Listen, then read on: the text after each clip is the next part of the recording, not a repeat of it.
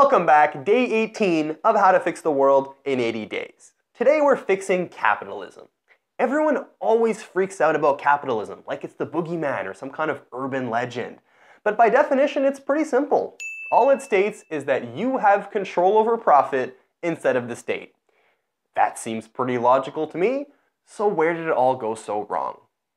Well, maybe it was when we realized that half of the world's wealth is owned by 1% of the population. Some people think that's fantastic. Kevin? This, according to Oxfam, of the world's 85 richest people is equal to the 3.5 billion poorest people. It's fantastic. And this is a great thing. Now, that might be great for you and your buddies, Kevin, but the problem is there's only a finite amount of money out there.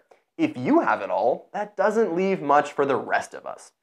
In fact, the BBC polled over 29,000 people across 27 different countries, and only 11% felt that capitalism was working well. More than half said it was fatally flawed. Despite all this negativity, I haven't given up my faith in capitalism. I still think it's the best of all the flawed political and economic ideologies we've yet to come up with. But it does have some issues.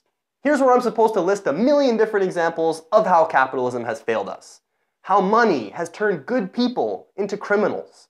How paper and metal have become more valuable than people. But what would that prove? We all know this already. Worse, we're all a little bit like this. But every government system suffers from these same problems.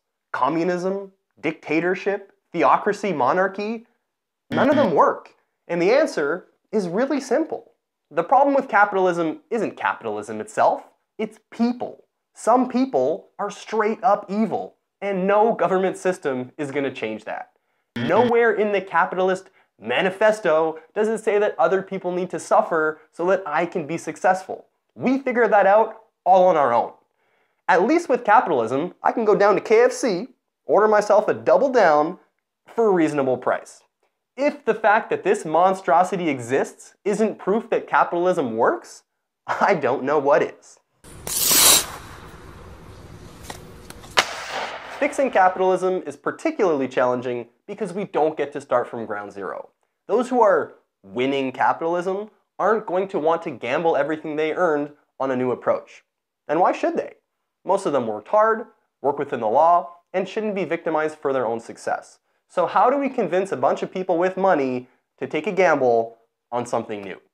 Honestly, it's a pretty tough sell to an even tougher crowd. All I can do is sell you on the hopes of a much better world. Imagine a world where profits are maximized, everyone has a job, and poverty is non-existent. There is no crime because there doesn't need to be. And everyone has access to the resources they need because why shouldn't they? That's how capitalism should work. It's how it could work. Maybe it's not probable, certainly not in my lifetime, but definitely not impossible. That's got to be worth something. Apart from that, the solutions we can work on right now are pretty simple. Pay your employees a decent wage. Hire people who are qualified instead of your idiot friends. And provide your workers with better than average working conditions. These are all really simple concepts, but too many capitalists are focused on the bare minimum. Be better than the bare minimum. If you don't treat your employees and your customers with basic, decent respect, how do you expect them to do the same to you? And above all, remember that capitalism is just an economic theory.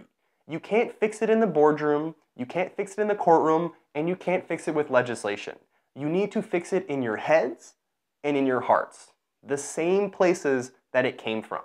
Capitalism may be broken, but we can fix it. Just give me like 62 more days.